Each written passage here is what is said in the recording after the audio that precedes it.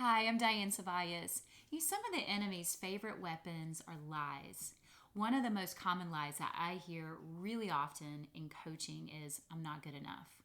We judge ourselves as not enough in so many ways. I'm not pretty, smart, tall, thin, rich, powerful, confident enough. You get it. And so as a result, we're always striving to achieve this enough status. Or maybe we just never try at all because we don't feel good enough. Well, I'm here to tell you today, right now, you are enough, just as you are, just as God made you to be.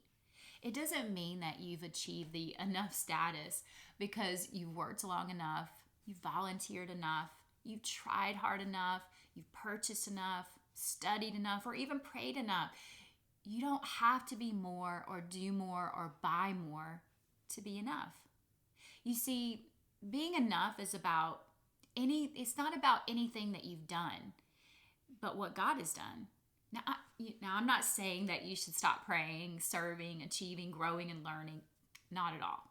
What I'm saying is your value lies far deeper than what you do and what you choose not to do. Your every fiber was knit together by God, and He loves you as His creation.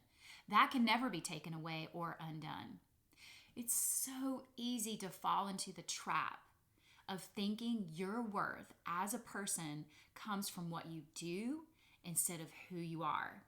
It's also easy to see your worth as being reflected by others' approval instead of the approval of God.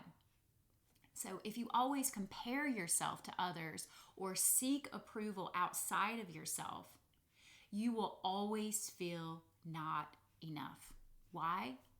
Because when you allow other people or outside situations to provide your validation, you make yourself hostage to them and to that situation. Each of us has a worth, a value that we did not generate, create, or cause for ourselves. This value is inherent in us as God's people. You were placed here with abilities, gifts, and talents. God gave them to you for the purpose of serving Him and serving His people. One of my favorite Psalms in Scripture is Psalm 139 because it speaks of the intimate and loving relationship God has with each and every one of us. God knows us as individuals, not just some anonymous blob in the mass of humanity.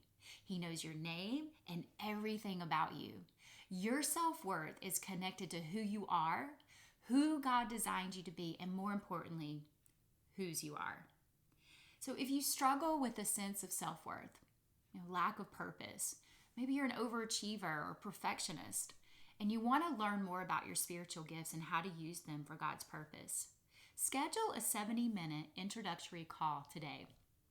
The link is below, and I'd love to get started there just to come alongside you and help direct you in a way that gets you to a place where you believe that life is so much more than the things that we're seeking outside of ourselves.